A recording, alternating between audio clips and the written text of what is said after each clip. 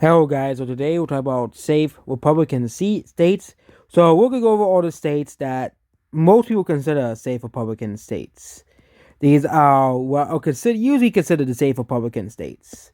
Okay, these are usually considered the Republican wall, and of course we have the safe Democrat states as well, and of course we have all the purple states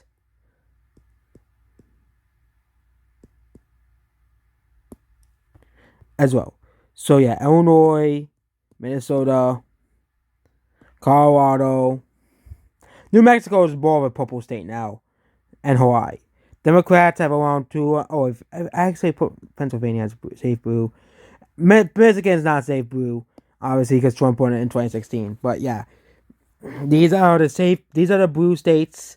Essentially, but Democrats have more electoral power currently. Oh yeah, I forgot Indiana. I forgot Indiana. But I think Republicans have gained two, and also Iowa, well, in Ohio. But I think Republicans have gained a major state because they include Iowa, Ohio, Texas. Those are three safe Republican states.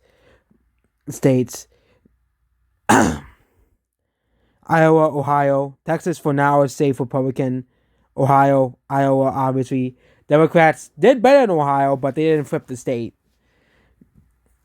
Ohio and Texas are kind of like likely, you know, saying which means that we can also include New Hampshire as a likely and Maine as likely Democrat states as well, and Maine, which means we'll just put these states in the toss up. These are states that are in the toss up as well.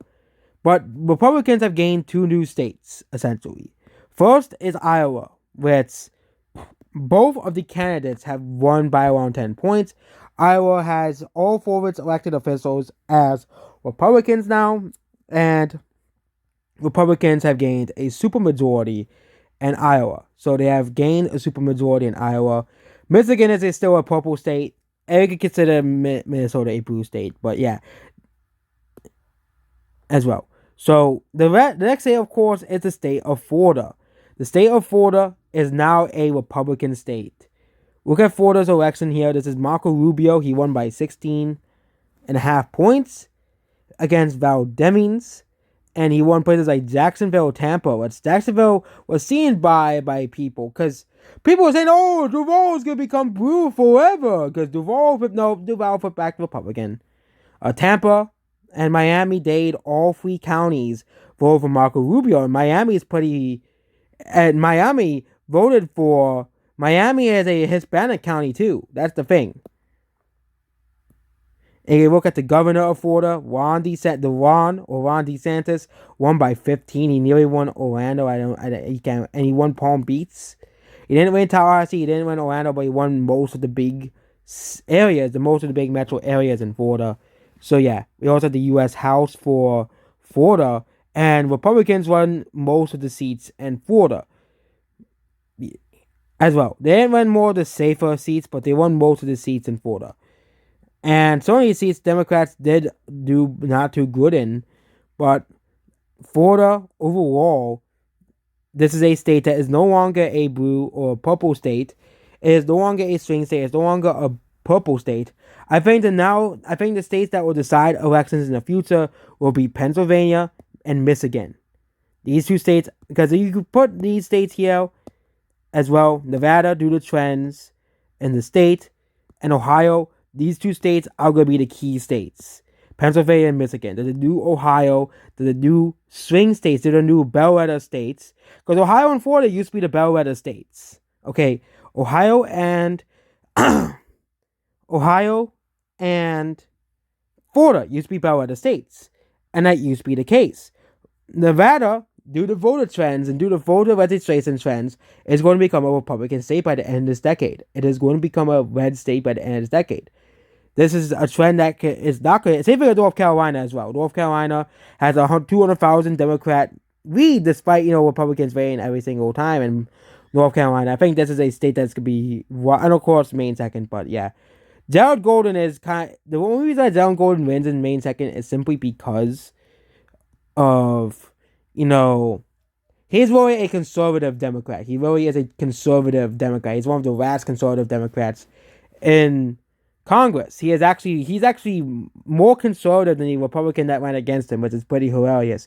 But these two states in the future, Michigan and Pennsylvania, are going to decide the elections. And and probably in the 2040s, if Zeldin makes New York a red state, makes New York a Republican state, I think the state the Democrats are going to want to focus on would probably be Texas or Georgia, because they can't really win much here. Even if they gain states like Nevada and all these states here, if Zeldin manages to make New York a Republican stronghold, Republicans, actually this is 269. Republicans, they'll kind of have, but there's actually 269 scenario, but yeah. Republicans would have to flip another state to win, which would probably have to be a state like Wisconsin, which is also trending towards the right. So, the Doomers, which are mostly on Twitter, currently, Republicans would need to win Michigan and Pennsylvania to win the White House. But if Zeldin wins in 2026, or continues to build his coalition in New York might be gone for Democrats, which is going to be pretty bad for them because they'll lose one of the most important states, obviously. But currently, for the rest of this decade, these are the two states Republicans are going to need to try to win, or Wisconsin. Okay, they're going to either need they're going to need Pennsylvania. Even if they win Wisconsin and Michigan, they're gonna need Pennsylvania, because even if they lose Michigan, they still need to win Pennsylvania. Pennsylvania is the most important state for Republicans to win. Pennsylvania is the most important state for Democrats to win. Both Democrats and Republicans to win. Because if Republicans win these two states, but they lose Pennsylvania, Democrats win. But if Democrats win Michigan, but they win Pennsylvania, Republicans win Pennsylvania, then Republicans win. Okay. They cannot lose. These two states are gonna decide elections now. Okay, these two states for the next decade and probably throughout the next decade will probably throughout this decade and the next decade will probably decide elections. Okay. Same thing in New York as well. New York is another state that will probably decide elections as well. Well, once New York becomes an actual purple state as well. Because I think New York is trending towards the purple state territory. It is trending towards the purple state territory. And yeah, California is not flipping. Okay, yeah, Republicans overperformed in California, but California is not flipping anytime soon. Okay, New York might actually become its purple state.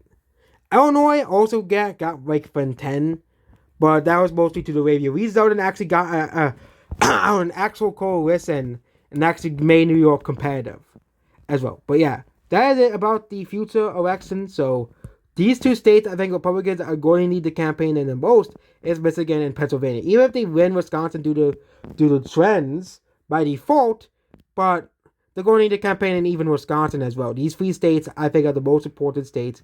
Because Republicans don't need to campaign in Florida. Okay? They will probably campaign a couple of times to get out the base. But yeah. And then I go with states that they don't need to campaign in. For Republicans don't need to campaign. And these states, Hawaii, obviously, they don't need to campaign. The Dakotas, Nebraska, Oklahoma, these are the states that Republicans don't need to campaign in. South Carolina, Indiana, Iowa, Ohio, and now Florida. Okay, they probably need to campaign in Texas. Okay, but these are the states that Republicans are probably not going to need to campaign in. Okay. But the states that Republicans need to seriously campaign in for the next election are these three states. Okay, are these three states. They need to spend a lot in these states to win these states. Okay, they're going to have to win these three states because they'll probably win North Carolina. They'll probably win Kansas. They'll probably win Texas. And Nevada. Oh, and forgot about Alaska. Nevada is simply because of voter registrations. Because even if independents slightly break towards Democrats, Republicans will have around 25 to 30,000 more voters, which means Republicans will probably win the state by default if independents break similar to 2022 midterms as well.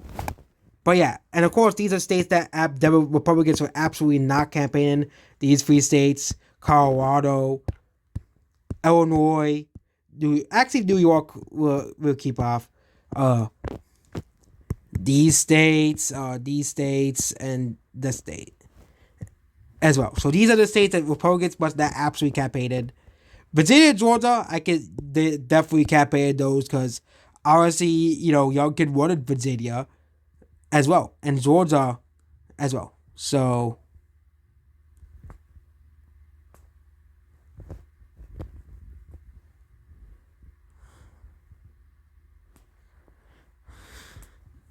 but Florida at this point is a losing game for Democrats. Democrats are probably not going to spend the state of Florida. Of course, Republicans would obviously still spend the state of Florida to, of course, win. But most of the state, this is a state for the state of Florida. They already have a pretty good Republican coalition. Or I labeled, I forgot Hawaii. I actually labeled Hawaii as Republican, but yeah, that is it about this video. Yeah, and yeah, that is it about this video. So yeah, if trends continue, Nevada should of course be a Republican state by 2024, and this is to be put. Democrats will have to win the Rust Belt as well. Okay, they're gonna have to win. The big battle will be in the Rust Belt. That's what it will be. Similar to 2020 and 2016 as well. Goodbye.